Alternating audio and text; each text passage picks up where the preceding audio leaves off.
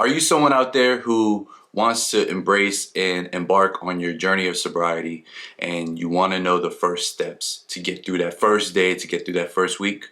Well, this video is for you. Welcome back to the channel, everybody. My name is Jamie Dottie Garza, and it's time to ignite your sobriety. And today I wanted to create a blueprint because I too was in your exact shoes right now as you contemplate, as you start, as you may fall, as you might get back up in my journey of sobriety 638 days ago. And I wanted to create this video because I see a lot of comments of those who are newly sober and embarking on this. I see some comments of some falling short, which is all okay. And I wanted to just give a blueprint to help you embark on your journey, because sobriety isn't just the absence of alcohol, but a commitment to a healthier lifestyle and a better version of yourself. And personally speaking, of someone who battled alcoholism for about 15 years, I know that when I was beginning to take breaks or wanting to go on this journey of sobriety, that my mind would always trick me and take me out my glory and take me out of where I needed to be as a man. With that being said, it's very important to have a mindset equipped to embark and continue on this journey. No matter if you even fall short, it's okay. Get back on the bike and keep going. Just like everything else in life, we're not always gonna win immediately. When you think of football teams, they're not always gonna win the Super Bowl. Guess what? They go back the next time around, they train harder, get better, and try to embark on it again. And as you guys are hearing me talk, I wanna say that because a mindset is absolutely crucial, in having a positive mindset when you embark on removing alcohol out of your life. In my opinion, if it wasn't for a positive mindset like this that I'm talking to you guys about, I would not have a strong foundation to build upon when I was removing alcohol. As I continue to stay sober and have no alcohol in my life, I'm just a proven testament. I'm not saying this to brag or anything. As of the recording of this video, 638 days sober and no alcohol. What started as just trying things like, hey, let me try to remove alcohol for a little bit, to having an intent of removing it completely, to falling short, to dibbling and dabbling and realizing, like, guess what? I have an addictive personality. I can't just have one of anything. I want it all. And then going back into my vomit, going back to what was keeping me down and low vibrational. With all that being said, this was an absolute journey. And me being 34 years old now, I officially quit alcohol the day I turned 33. I had my last drink on April 17th, 2022. And the day after it started, I wanted to bring something new. I wanted to be the best version that God has placed me here on this earth to be. And alcohol was not it, y'all. You must also acknowledge the fact that, guess what? You gotta look yourself in the mirror, or look yourself in the camera, or look yourself in the selfie of the phone, and you gotta say and realize, like, hey buddy, you have an alcohol problem. Very tough, I know. I realize now, being sober-minded for so long, that there was a lot of signs and people around me who stated this, like, oh, you're an alcoholic, or oh, you drink a lot, or mijo, be careful, like, you're drinking a lot, why are you drinking so much? All these things were said in my life, but I joked about it. I thought it was a joke. I thought it was for laughs. I thought I was in a phase of my life like this was normal in my 20s. Like, oh, it's nothing. You know, I'm not no alcoholic. I'm not on the curb of the street begging for money and using no money for alcohol. That's what I pictured as an alcoholic. But it really took some tough pills to swallow. When the older I got, the more I realized I was not in control of everything, and just the clouds that came over me. And someone who battles with mental health, I stated this in past videos, I realized it was making me even more anxious, that it was making me even more dark. And I'm a positive person. I'm a positive light. I'm on this mode naturally. And I was getting fooled that I needed alcohol to keep me sustained and to keep me to be the best person I can be. With that being said, it was an acknowledgement that I wrote down, like, hey, you have an alcohol issue. And it was a tough pill to swallow, I ain't gonna lie, because no one ever wants to admit their faults. The older I get, the more vulnerable I become. I'm being vulnerable with you guys now, but I realize that's a part of leadership and that's a part of the process. So that's the first step, is acknowledging that. The second step to that is having the power to make a decision, to write down, I am going to stop drinking alcohol. What I did is I made some pros and cons. I remember writing these down, pros and cons. And I wrote down all the pros of potentially quitting alcohol and all the cons. A lot of cons I've been sharing on this channel of just burning some relationships, always have a foggy brain, having stomach issues. My stomach was always hurting, shaking randomly at 12 p.m., drinking every day, drinking hard liquor, the amount of money poured into drinks and alcohol. I think one year I spent about $5,000 on a Hennessy habit. And I would encourage you, look in the mirror and tell yourself, because you can't dodge yourself in the mirror. You notice that? If you're in the mirror, you can't move away. Your reflection is kind of like what's happening now. I can't dodge myself. I encourage you guys to look yourself in the mirror and say, I am quitting alcohol. And be strong on that. Be confident on that. And be confident for who you will become when you do quit. The next step is seeking support. And this can look different in many different ways. One of the ways I seek support initially was going on forums like Reddit's and Googling articles about those who combated and overcame alcohol, and going down that rabbit hole, even going to the YouTube rabbit hole, reading the comments. That's why I love the comments so much, because people were telling their stories upon the story that was being played. More importantly, I was telling my best friends, my wife, and my family, my mom, my grandpa. We have a lot of functions every year, and being able to be bold and just tell them my intents, like, yo, I'm going dry, I'm not drinking alcohol. I felt embarrassed in a sense, because I come from a bloodline of drinking to celebrate. It's been ingrained in my head since I was a little kid. I've seen it all around me. I was seeing my uncles, my grandpa, especially my grandpa. I look up to my grandpa, like, that's the OG right there. Like, that's abuelo. And, military man, retired, just, man, I love that man. Shout out to you, abuelo. So I enjoyed having drinks with my grandpa. I enjoyed having those moments, and I enjoyed talking when we were drinking. Having a strong support system who really believe and see, that's very vital, because you don't want them to pressure you back into old ways that are no longer you. I love a strong support system because it adds an extra oomph of accountability. And on this journey of quitting alcohol and remaining sober and getting sober, it's going to require a lot of accountability. If it wasn't for my kids, they keep me accountable. I remember one time, it had to be like maybe 6 months after I quit completely in 2022. We were at a restaurant, and I was like, oh, I'm about to turn up. I'm going to get a margarita. Half joking, half for real, right? And both my sons, they were adamant and telling me, no, what are you doing? You can't break the streak. You can't break the title like Roman Reigns. Roman Reigns is a wrestler, by the way, who's held a streak of not losing that title for over 1,200 days. And at that point, I realized, like, wow, they're looking at me as an example. I had no clue they were even paying attention. And that gave me extra accountability to keep being a leader and keep that streak alive. I didn't drink.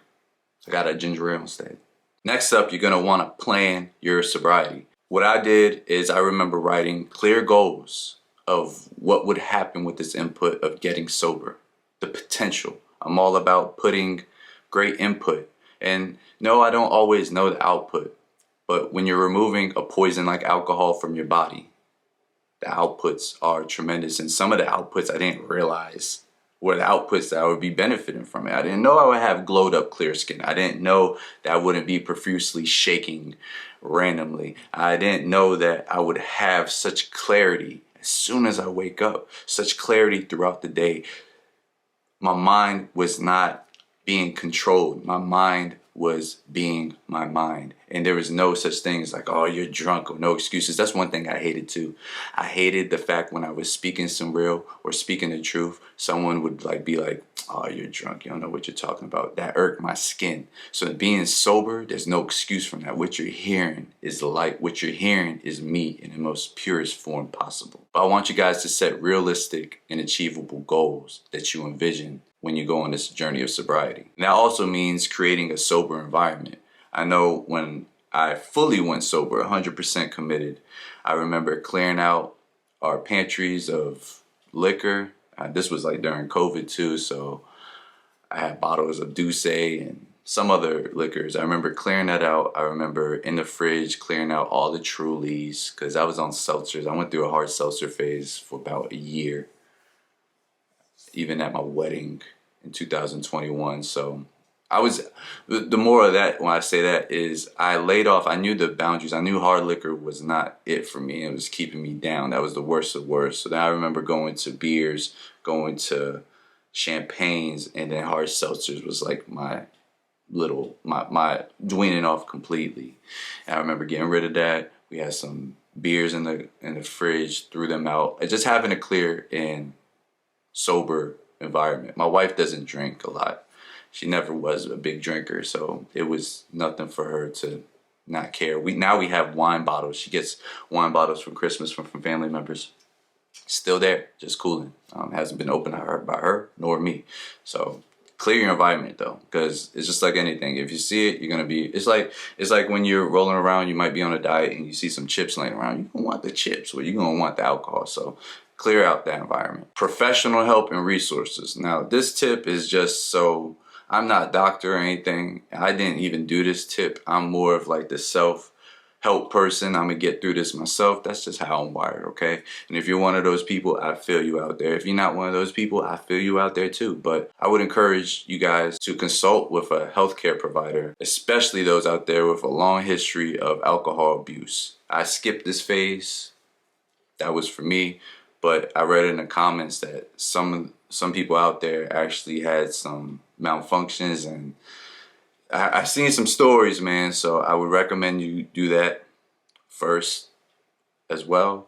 And then also know some resources for some rehab centers. I know there was a gentleman on my Facebook who recently went to a rehab center in Texas, and I was happy for him. He wants to get control of his sobriety. And sometimes different strokes for different folks. That's what it might entail. And I'm all for it. So consider those options as well. The next step is healthy lifestyle changes, because guess what? Your health is wealth. And that's one of the reasons why you probably want to quit drinking. And let me tell you, when you first start drinking or quit drinking alcohol, your body's going to be mad at you. What I did to make things a little easier, because it was tough, especially that first week, I made sure I had a good diet and healthy alternatives in place, like exercising. Having a good diet and disciplined diet kept me more disciplined in my mind, because that's what you're doing. You're going to need to show a lot of discipline when you start to quit alcohol. You're going to have to show that. It's going to be a daily thing of your discipline meter. So if you didn't have a discipline meter, I'm telling you, you're growing it big time going on this journey. But I remember having a well-balanced diet. I remember I started to flirt with intermittent fasting as well, because I don't know, I'm extreme like that, I guess, but it's something I saw my best friend do, and I saw the great benefits from it. So that kept me accountable. I also remember I did the most this year in 2022. I remember I even quit eating meat altogether, but that's a whole different story. So doing that, getting exercise, because you're going to have all this energy and you're going to have all this downtime. You're going to have an outlet. Exercising for me was an outlet. I was hitting the gym. I was going on runs at the time. I was doing like mile runs. I was just running, getting it, doing 5 miles just for fun. I remember doing a lot of running. Now I don't do a lot of running now. I do more like walks, peaceful walks. But that was my thing. And I would get the runner's high. And I was doing that consistently every day. My mental health was, and it always has been, a big factor in my life. So quitting alcohol was knowing that something was draining my mental health. I had to have intents throughout the day to get to a mindful state. And in my case was a lot of prayer. I prayed often. I still pray often. Like, I prayed throughout my whole day. But that's what kept me sane, because you will feel inside of you doubt. You will feel, this isn't it. Why am I doing this? Because it will get worse before it gets better. Your mind will start playing tricks with you. Your anxiety will spark up. You're going to have situations come in your life where you might be like me, where like, I just need a drink to get the ease off or tension off. No, we got to fight that. And prayer for me was the best way possible. I remember praying on my runs, praying alone in the woods. I remember meditating on the Bible, God's word. I remember doing all these things, and I still continue to do that. I remember writing and journaling.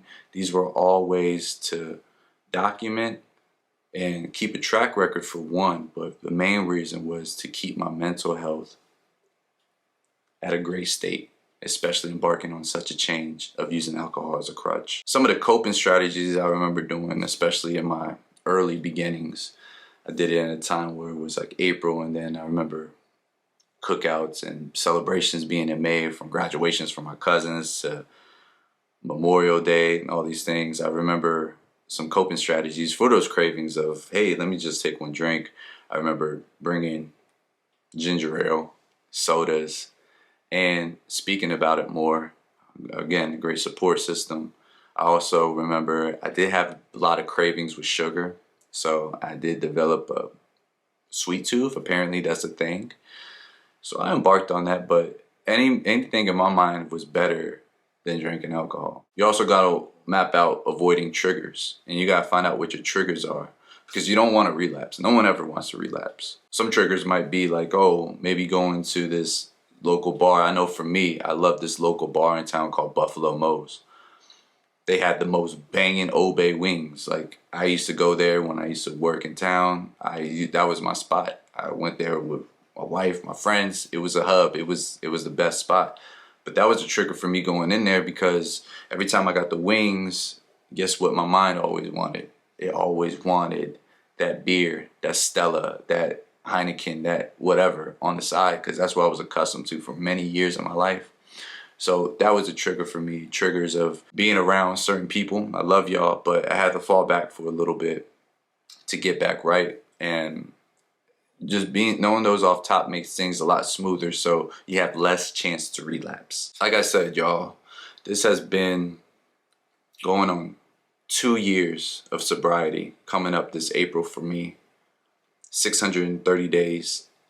Someone who was in bondage of alcoholism for 15 years of my life. Started with a Henny and Coke at my mom's wedding in 2002. And I snuck off with it, and I love the taste of it. Being programmed by a lot of rappers, being programmed already growing up and seeing alcoholism as macho, as a thing to do. I didn't know nothing else.